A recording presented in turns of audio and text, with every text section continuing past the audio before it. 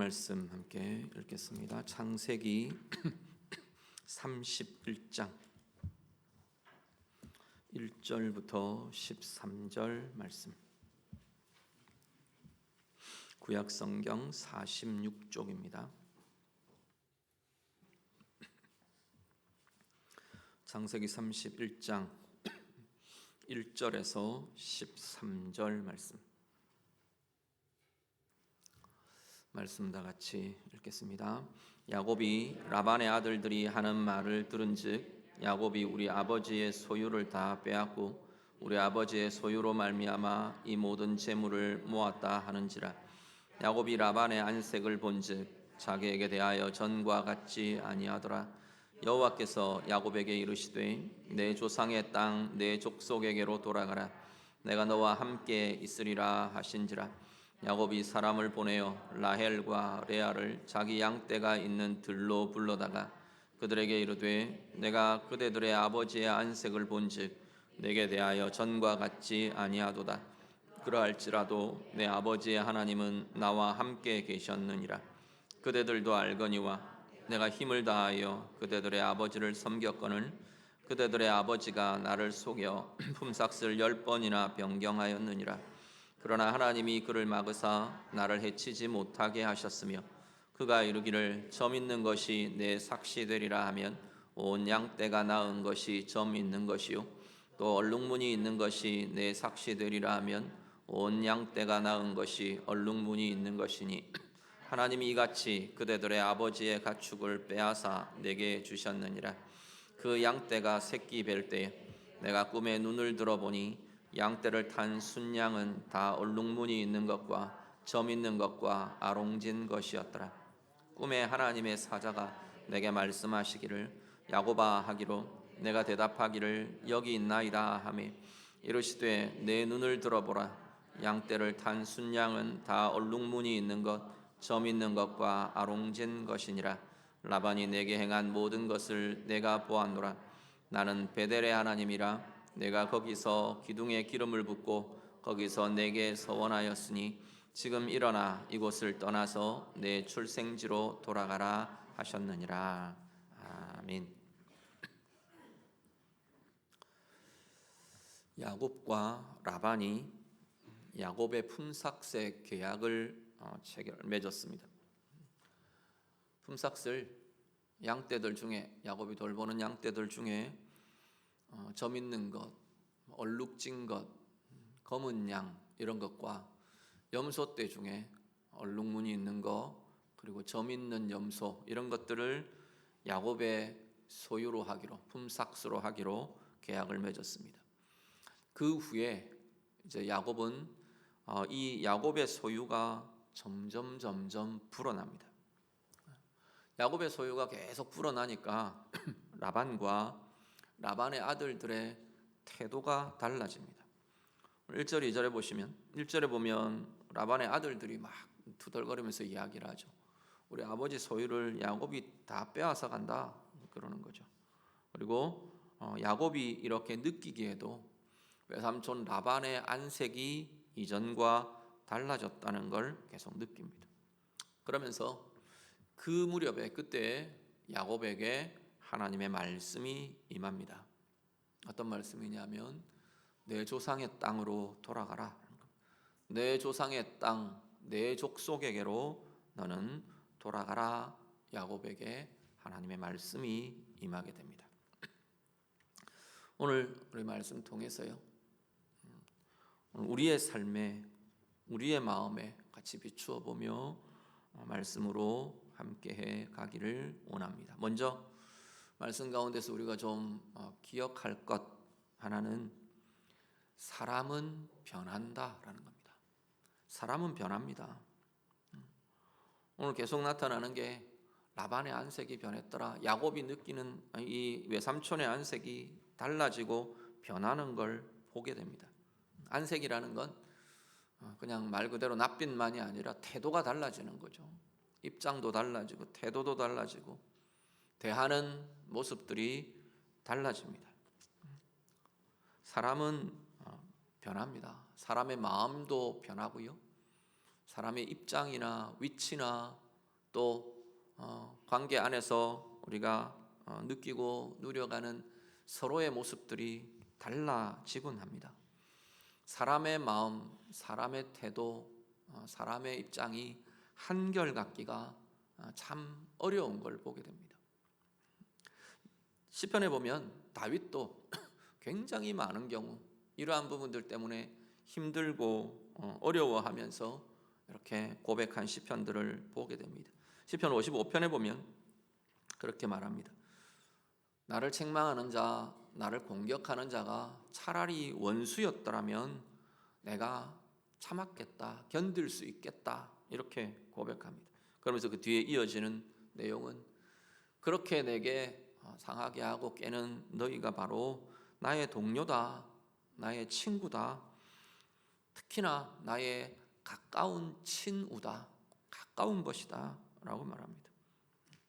우리가 같이 재미있게 의논했었고, 우리가 함께 온 산과들을 뛰어다녔고, 우리가 함께 하나님의 집 안에서, 하나님의 집 안은 함께 예배하는 거죠. 함께 하나님의 은혜 안으로 들어가는 거죠. 함께 집안에 다녔던 자가 아니냐라고 고백을 합니다. 다윗을 괴롭게 했던 사람들, 이렇게 친밀하고 가까이 있는 사람들이 돌아서기도 하고 배반하기도 하고 등에 칼을 꽂는, 말하자면 그런 상황들이 다윗을 정말로 괴롭게 했다고 고백하는 거죠. 우리의 마음만, 사람의 마음, 사람의 태도, 사람의 입장만 변하는 게 아니라요, 사실은 인생 자체가 변하고 달라지는 거라고 성경은 말씀합니다. 빨리 지나가고 쇠해지는 것, 그게 인생의 모습이다. 성경은 그렇게 말씀합니다. 시편 103편에 인생을 풀과 같답니다. 인생의 날들이 풀과 같다. 인생의 영화가 들의 꽃과 같다.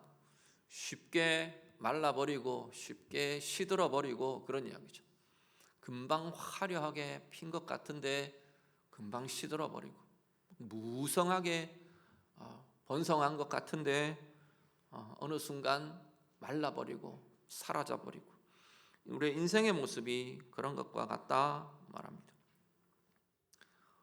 야고보서도 그렇게 말합니다. 우리 인생을 두고 잠깐 보이다가 없어지는 안개와 같다, 그렇게 말씀합니다.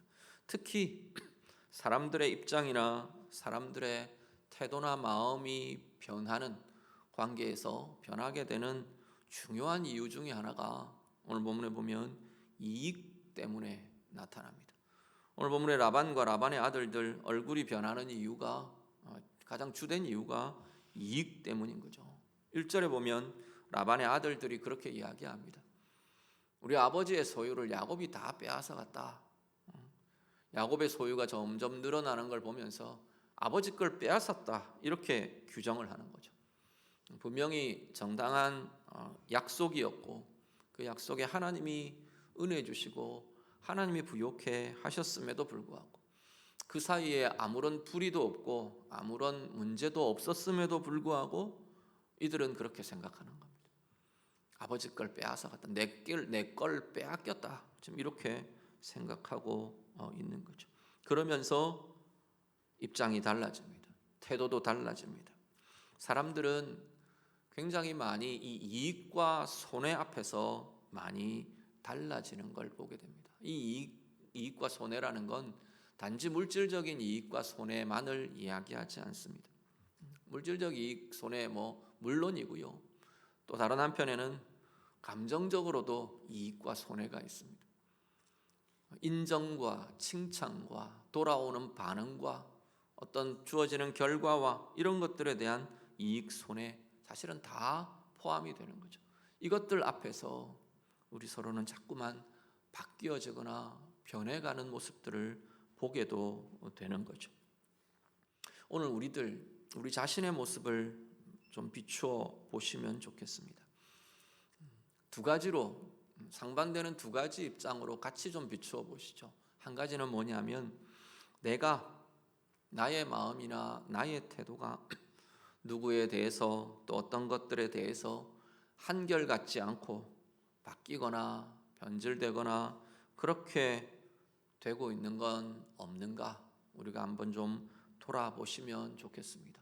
더더군다나 그 안에 이익의 문제가 들어있는 건 아닌지, 내게 돌아오는 것, 내가 경험하는 것, 내가 가져야 될 것, 이것들과 관련되어 있는 자리는 없는가 살피며 돌아보시면 좋겠습니다. 또 한 가지는 정반대이긴 한데요, 내가 다른 사람의 변심, 다른 사람의 변화, 마음이 바뀌고 태도가 바뀌고 어떤 것들이 바뀌는 그것 때문에 내가 상하거나 내가 묶이거나 그런 자리들은 없는가 돌아보시면 좋겠습니다.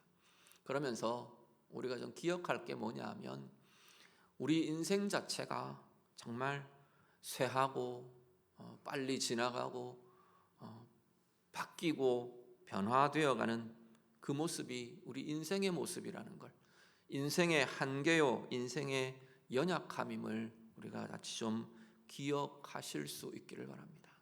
쉬 변하는 우리 인생의 모습 속에 자꾸만 달라져가는 우리의 인생의 변화들 속에서 오늘 우리가 다시 한 번 더 서로를 다시 새로운 눈으로 좀 볼 수 있는 은혜가 있기를 간절히 바랍니다. 인생 그렇지 않나요? 건강함 언제까지나, 우리 젊었을 때 건강할 때는 언제나 내가 건강할 것 같이 여겨집니다. 사실 문자 그대로 물으면 아이고 건강 뭐 이따가도 없어지는 거죠, 그렇게 이야기하지만 정작 내 건강을 잃고 아프고 상하게 될 때 그 느낌은 완전히 다른 거죠. 우리 젊음, 내게 있는 것, 소유, 다양한 것, 내 지위, 내가 누리는 어떤 것들, 나를 사랑하고 나를 아껴주는 사람들, 관계들, 다양한 부분이 쉽게 변하는 것 같고 빨리 지나가는 것 같고, 사실은 그런 게 우리 인생의 모습이고 한계이고 연약함이라는 겁니다. 서로가 다 한계를 가지고 연약함을 가진 우리의 인생 속에서 그렇기에 다시 한 번 더 우리 서로에게 다시 한번 기회를 줄 수 있는 그런 마음들이 우리 서로에게 있기를 간절히 바랍니다.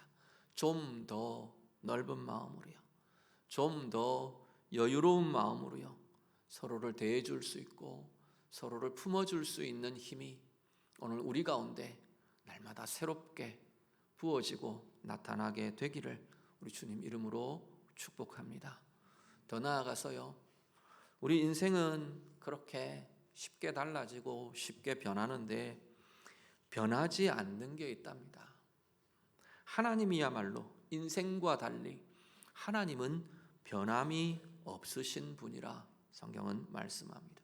시편 146편에 보면 그래서 인생을 의지하지 마라 그렇게 이야기합니다. 귀인들 의지하지 말라. 귀인들은, 여기서 표현하는 귀인들은 힘을 가진 사람들이에요. 권력을 가졌든지 지위를 가졌든지 소유를 가졌든지 힘을 가지고 있어서 내가 생각하기에 내게 도움이 될 수 있을 것 같다 생각하는 그런 사람들이죠. 그런 사람들을 의지하지 마라 말합니다. 도울 힘이 없는 인생도 의지하지 마라. 쉽게 바뀌고 쉽게 약해지고 쉬 지나가 버리는 우리 인생을 의지하며 살 수 있는 게 아니다 말합니다. 물론 서로가 의지가 되어주고 서로가 힘이 되어주고 서로가 위로가 되어주어야 한다는 이 명제는 변함이 없습니다. 그런데 우리 인생이 궁극적인 의지처가 되어버리면 내 삶에 기댈 곳이 되어버리고 나면 그 의지하고 기댄 자리가 흔들리고 바뀔 때 넘어져 버리는 거죠. 사람이 어떤 것이라도 우리가 의지하는 건 그 의지하는 것이 든든하게 서 있을 때는 우리가 그 의지하는 그 힘을 의지해서 나도 힘있게 도움을 받아서 서 있을 수 있습니다. 그런데 내가 기대버리고 의지한 그게 넘어지면 나도 넘어지는 거죠. 그게 달라져 버리면 내 의지할 자리가 사라져 버리는 겁니다. 흔들리고 그래서 넘어진다는 거죠. 그런 차원에서 인생을 의지하지 말라 성경은 말씀합니다. 그러면요, 야곱의 하나님을 자기의 도움으로 삼는 자들, 여호와 자기 하나님에게 자기의 소망을 두는 자들, 하나님께 소망을 둘 수 있는 인생, 그 인생이야말로 복 있는 인생이다. 성경은 선포하며 고백합니다. 말씀 한번 같이 보시죠. 야고보서 1장 17절 말씀 같이 읽습니다. 온갖 좋은 은사와 온전한 선물이 다 위로부터 빛들의 아버지께로부터 내려오나니 그는 변함도 없으시고 회전하는 그림자도 없으시니라. 아멘. 쉽게 변하는 인생과 달리 우리의 모습과 사람의 마음이나 사람의 상황이나 인생의 모습과는 달리 하나님은 변함이 없으시답니다. 그 하나님이야말로 야고보서 1장 17절은 온갖 좋은 은사가 온전한 선물이 하나님으로부터 주어지는 겁니다. 이야기하는 거죠. 다 위로부터 빛들의 아버지께로부터 우리가 누리는 좋은 것들이 다 사실은 하나님이 주신 선물이라고 말씀하는 거죠. 그 우리에게 가장 좋은 것을 주시는 그분, 그 하나님은 변함이 없으시대요. 우리를 사랑하시는 것도 변함이 없으시고 우리를 긍휼히 여기시는 것도 변함이 없으시고 우리에게 가장 좋은 것을 베풀고 주시고 계획하시는 것도 변함이 없으신 분이 하나님이시라는 겁니다. 기분 따라서 우리 인생의 모습처럼 기분 따라서 오늘은 하나님 기분이 좋아서 좋은 것 주시다가 내일은 하나님이 우울해지셔서 아니면 화가 나서 막 인생을 흐트러 놔버려 그런 하나님이 아니라고 말하시는 거죠.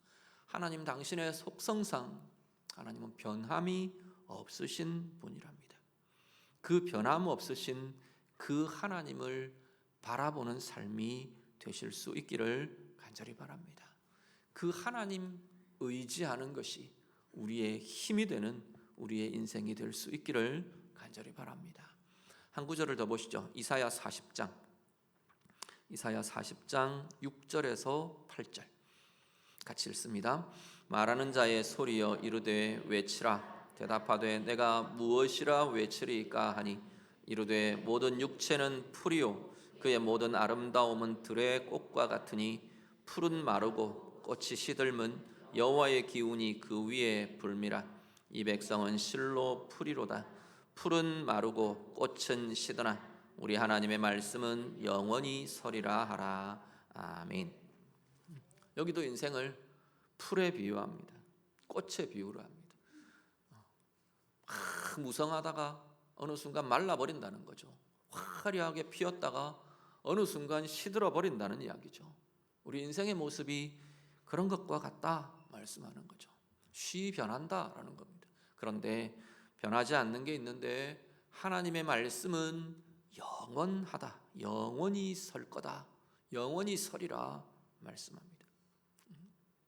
오늘 우리의 생애에 변하는 것이 우리의 의지가 되고 우리가 붙드는 것이 되면 앞으로 앞에 말씀드린 것처럼 그 변하는 것이 달라져 버리거나 사라져 버리거나 약해지거나 무너져 버릴 때 우리도 똑같이 무너지고 흔들리고 방황하고 혼란스럽고 그럴 수밖에 없게 된다는 거죠. 오늘 우리가 정말 변함 없으신 영원하신 우리를 향하신 계획과 우리를 향하신 하나님의 의로움과 우리를 향하신 사랑과 은혜가 변함 없으신 그 하나님을 바라보며 의지하는 인생이 되시기를 간절히 바랍니다. 이 땅 위에 사는 하나님의 사람들이 그 하나님을 의지하는 방법이 그 하나님을 바라보고 그 하나님과 함께하는 가장 중요한 길이 뭐냐면 이 하나님의 말씀과 함께하는 거죠.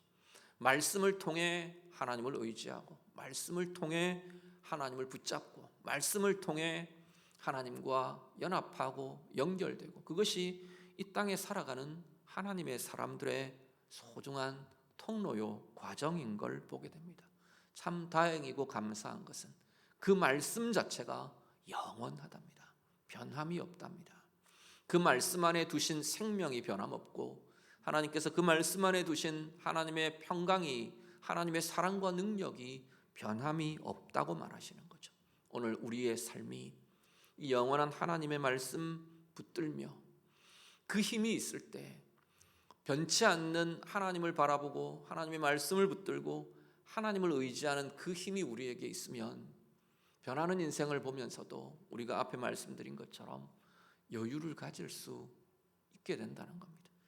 내가 기다려줄 수 있고 내가 위해줄 수 있고 내가 품어줄 수 있는 힘이 거기에 나타나게 될 것이라 말씀합니다.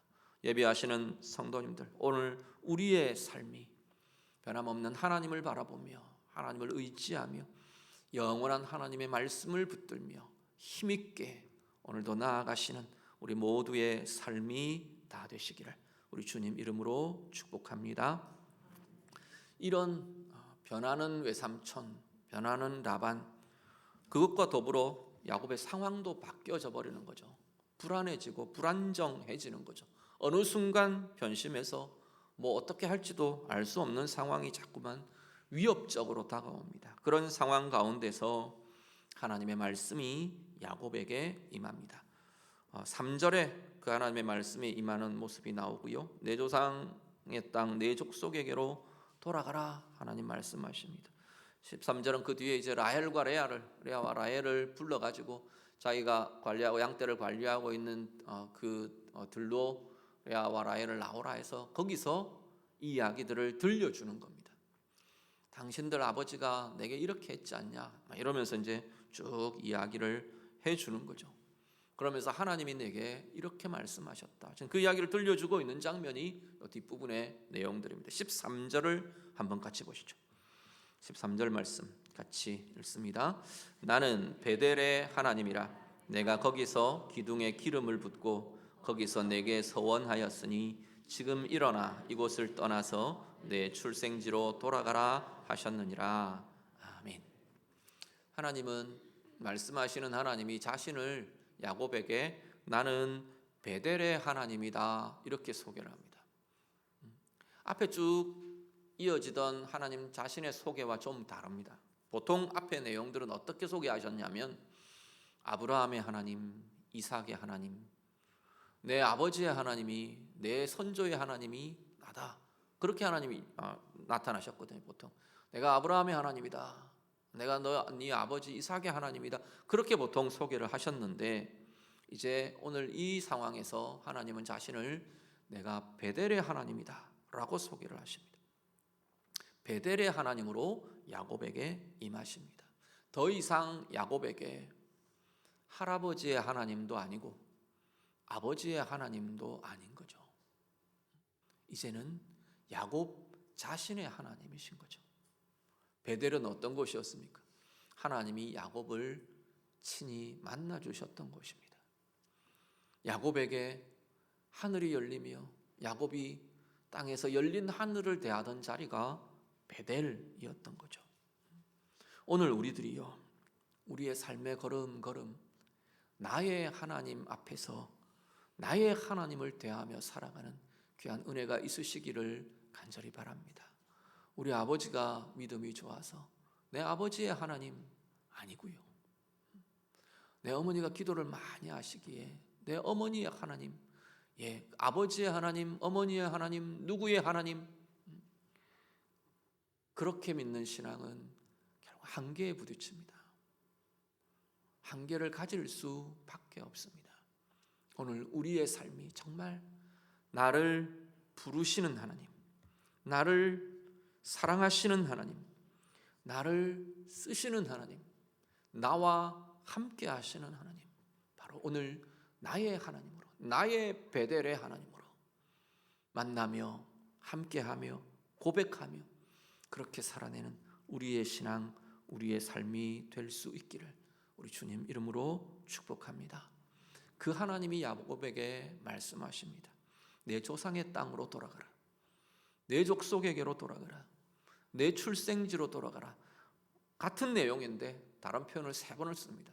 히브리 표현에 같은 의미로 다른 표현을 바꾸어가면서 이렇게 여러 번 쓰는 건 굉장히 강조하는 거죠. 반복하며 강조하는 표현입니다. 어디로요? 지리적으로 말하면 가나안 땅으로입니다. 그 땅으로인 거죠. 그 땅으로 돌아가라라는 겁니다. 그럼 그 땅은 어떤 땅입니까? 야곱에게요. 하나님이 야곱을 부르신 야곱의 부르심의 자리입니다. 조상 아브라함 때부터, 할아버지 아브라함 때부터 하나님의 약속이 있는 땅이고 하나님의 계획이 있는 땅이고 하나님의 부르심의 사명이 주어진 곳이 바로 돌아가라 말씀하시는 그 땅인 거죠. 야곱의 경우는 야곱이 있어야 할 자리입니다. 야곱 자신이 지켜내어야 할 자리인 거죠. 형 때문에는 아니죠. 엄밀하게 말하면 자기 자신 때문이죠. 아버지를 속이고 형을 속이고 그래서 형을 두려워해서 피해서 어쩔 수 없이 지금 혈안 땅에서 20여 년의 시간들을 지금 보내고 있는 이 야곱에게 정말로 야곱이 있어야 할 자리는 지금 하나님이 돌아가라 하시는 그 자리인 거죠.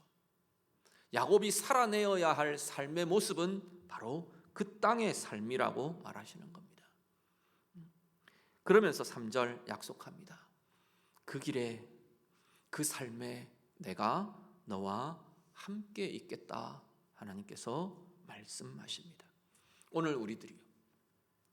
오늘 내가 있어야 할 자리가 어디인가 다시 한번 돌아보시면 좋겠습니다.